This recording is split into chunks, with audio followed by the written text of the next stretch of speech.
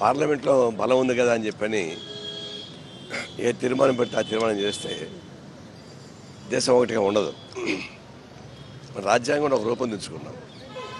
ఇది సెక్యులర్ వ్యవస్థ, ఫెడరల్ వ్యవస్థ.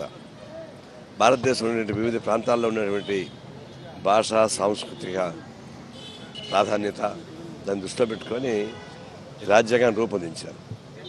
మాకు మెజారిటీ ఉంది కదా చెప్పేసి తీర్మానం చేస్తే దేశం ఒకటి ఉండే అవకాశం ఉండదు. ఇప్పుడు భారతదేశంలో ముస్లిమ్స్, జైన్స్, బౌద్ధులు, హిందూస్ అందరూ ఉన్నారు. వాళ్ళ మత సమస్యల జోలికి గవర్నమెంట్ పోకూడదు, రాజకీయ జోక్యం చూసుకోకూడదు అని స్పష్టంగా ఉంది రాజ్యాంగంలో. ఆయన మాకు మెజారిటీ ఉంది అని చెప్పేసి ఉద్దేశంతో, అంటే వాళ్ళు మెజారిటైజేషన్ పేరుతో ఈ భారతదేశంలో మెజారిటీ ఎవరున్నారో వాళ్ళు ఓన్ చేసుకోవాలి, మిగతా చిన్న చెత్త కావాలని నేను తోచాడ పారేయాలి అనే పద్ధతిలో తీసుకొస్తాం. అది ఓట్ల రీత్యా సాధ్యం అవుతాం, కానీ దేశాన్ని ఐక్యంగా ఉంచడానికి ఇది సాధ్యం కాదు. అందుకే మేము సుప్రీంకోర్టులో సవాల్ చేస్తున్నాం. సిపిఐ నుంచి సుప్రీంకోర్టు ఏం చేస్తుంది చూడాలి. ఇప్పుడు పార్లమెంటు తప్పు చేసినా రాజ్యాంగం ఒప్పుకోవడానికి వీలు లేదు. అందుకని న్యాయ వ్యవస్థ గెలుస్తుందని చెప్పేసి మాకు ఆశాభావం ఉంది. న్యాయ వ్యవస్థ ఏంటి, ఉన్న రాజ్యాంగంలో ఉన్న లోపాలు కానీ చేస్తే దాన్ని వ్యతిరేకిస్తారు. ఇప్పుడు గవర్నమెంట్ తప్పు చేసింది, మరి గవర్నమెంట్ ఏం సరే తప్పు పట్టాల్సిందే. వాళ్ళ బెదిరింపులకి ఒత్తిడికి లొంగకూడదు. అందులో ఈ మధ్య మోడీగా ఏం చేస్తానంటే, నాకు వ్యతిరేకంగా ఎవరు ఉండడానికి వెళ్ళా, ప్రెసిడెంట్ ఆఫ్ ఇండియా ఉండడానికి వెళ్ళలేదు, ఎన్నికల కమిషన్ ఉండడానికి వెళ్ళలేదు, న్యాయ వ్యవస్థ ఉండడానికి వెళ్ళలేదు, సిబిఐ ఉండడానికి వెళ్ళలేదు, నీతి ఆయోగ్ ఉండడానికి వెళ్ళలేదు. ఇది 5 వ్యవస్థాకృతమైనటువంటి అంశాలను మొత్తం ధ్వంసం చేస్తున్నారు. అందులో భాగంగానే ఇది కూడా, ఇది భవిష్యత్తులో రాజ్యాంగానికి ప్రమాదం వస్తుంది. కాబట్టి మేము వీధి పోరాటాలు చేస్తున్నాం, న్యాయ సంస్థలో పోరాటాలు చేస్తున్నాం, దీన్ని కొనసాగిస్తాం.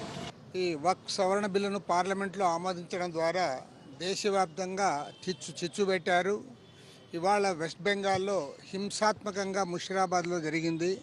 అనేక ప్రాంతాల్లో వేలాది మంది ముస్లిం మైనారిటీ సోదరులు రోడ్డెక్కుతూ ఉన్నారు. అయితే ఇది ముస్లింలకు మాత్రమే సంబంధించిన అంశం కానే కాదు, రాజ్యాంగంపైనే దాడి. రాజ్యాంగం ఆర్టికల్ 25, 26 ప్రకారం ఏ మతమైనా సరే, మత సంస్థలైనా సరే వారు స్వేచ్ఛగా వారి వ్యవహారాలు వారు నిర్వహించుకోవచ్చు, వారి కార్యక్రమాలకి ఎవరు కూడా ఆటంకపరచకూడదని ఉంది. కానీ ఇవాళ రాజ్యాంగంపైనే దాడి చేస్తూ ఉన్నారు.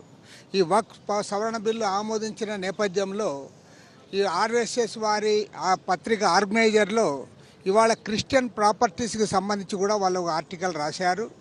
దాన్ని బట్టి ఏమంటే, ఇవాళ ముస్లిం ఆస్తులు కబ్జా చేసిన తర్వాత క్రైస్తవుల ఆస్తులు కూడా కబ్జా చేస్తారు. ఆ తర్వాత హిందూ దేవాలయాల టెంపుల్స్ యొక్క ఆస్తులపైన కూడా వారు ఖచ్చితంగా కబ్జా పెడతారు. దేశంలో మత సంస్థలన్నింటిపైన తమ గుత్తాధిపత్యాన్ని తీసుకురావడానికి కేంద్రంలో అధికారంలో ఉన్న బీజేపీ ఎన్డీఏ ప్రభుత్వం ప్రయత్నం చేస్తూ ఉంది.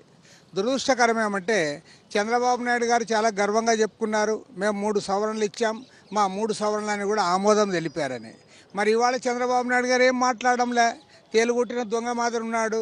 అసలు నీవు 3 సవరణలు ఏమిచ్చావు, ఆ సవరణలు ఆమోదించారా లేదా నీవు ఎందుకు చెప్పలేకపోతా ఉన్నావు? వక్ఫ్ కమిటీలో ఇతర మతస్థులు వేయకూడదని నీవు సవరణ ఇచ్చావు కదా, మరి ఆ సవరణను వాళ్ళు ఆమోదించలేదు కదా.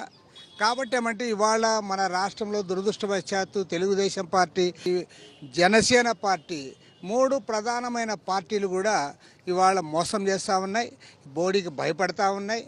పార్లమెంట్లో ప్రత్యేకించి లోక్సభలో వైఎస్ఆర్ కాంగ్రెస్ పార్టీ వాళ్ళు వ్యతిరేకించారని చెప్పి మేము కూడా సంతోషపడ్డాం. కాబట్టి ఏమంటే స్పష్టంగా చెప్తా ఉన్నాం, ఇవాళ రాష్ట్ర వ్యాప్తంగా ఉన్నటువంటి ప్రజాస్వామ్యాన్ని కోరేవాళ్ళు, లౌకికవాదులు, మైనార్టీలు అందరూ కూడా కమ్యూనిస్టులు కాంగ్రెస్ తరఫున నిలబడాలి. ఇవాళ రాబోయే రోజుల్లో ఈ దేశాన్ని కాపాడడానికి ఇండియా అలయన్స్ కూటమి ఏదైతే ముందుకు పోతా ఉందో దానికి అందరూ కూడా మద్దతు ఇవ్వాలని చెప్పి కూడా కోరుతా ఉన్నాం. ఇవాళ భారత కమ్యూనిస్ట్ పార్టీ జాతీయ కార్యదర్శి వర్గం పిలుపు మేరకు దేశవ్యాప్తంగా కూడా ఇవాళ నిరసన కార్యక్రమాలు చేపట్టాం. ఇవాళ ఇప్పటికి కూడా దిగి రాకపోతే రాబోయే రోజుల్లో మరింత పెద్ద ఎత్తున ఉద్యమాన్ని ముందుకు తీసుకుపోతాం. అదేవిధంగా రేపు విజయవాడ నగరంలో జరగబోయే అందరి సమ్మేళనాన్ని కూడా జయప్రదం చేయాలని చెప్పి అన్ని మతాల వారిని, అన్ని రాజకీయ పార్టీల వారిని కూడా కోరుతాం.